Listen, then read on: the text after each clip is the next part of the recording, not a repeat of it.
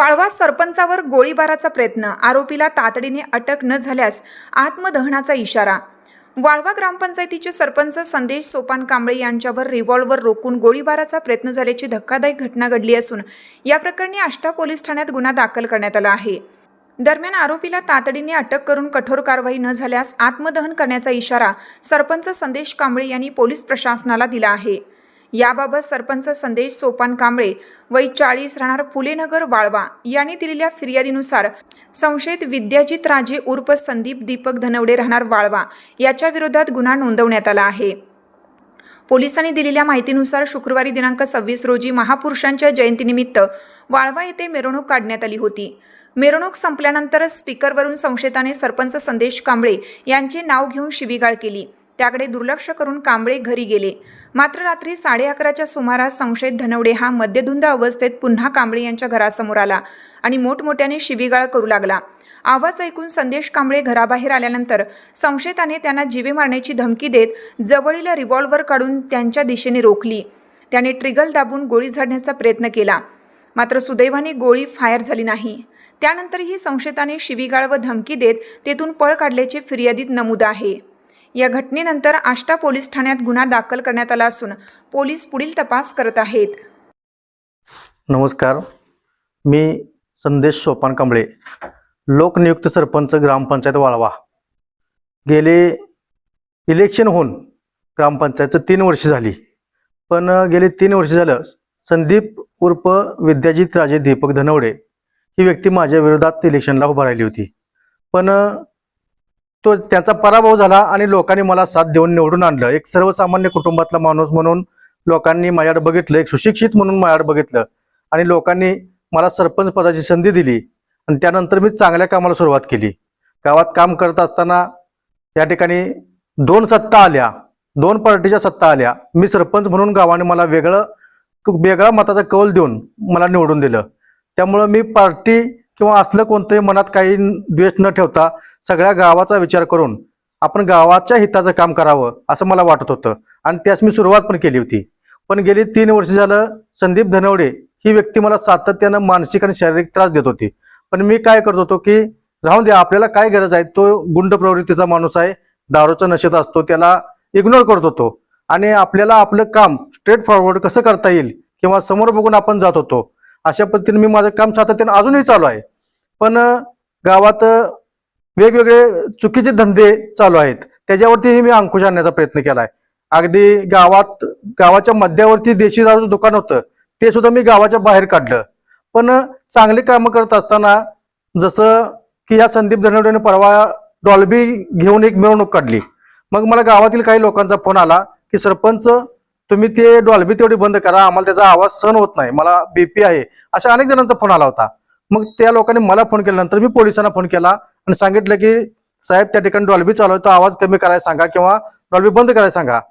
ह्या द्वेषातून ज्या ठिकाणी मिरवणूक संपली त्या ठिकाणी त्या संदीप धनवडेने माईक समोर घेतला, त्या स्पीकरचा आवाज माझ्या घराकडे केला आणि अतिशय गलिच्छ, मी तुम्हाला सांगू शकत नाही अशा पद्धतीनं मला त्याने अतिशय घाणेरड्या शिव्या त्या माईकवरती दिल्या। काही तू बोरटा गावगुंडच आहे एक प्रकारचा, पण त्यानं हे असं करणं उचित नव्हतं। तुला पण लोकांनी एक प्रतिनिधी म्हणून तुझ्याकडे बघत होते, तुलाही मतं दिलेत त्यांनी काही लोकांनी, पण आज त्या सगळ्या लोकांना नक्कीच वाईट वाटत असेल की आपण अशा लोकांना का मत दिलं, ह्या माणसाला का मत दिलं।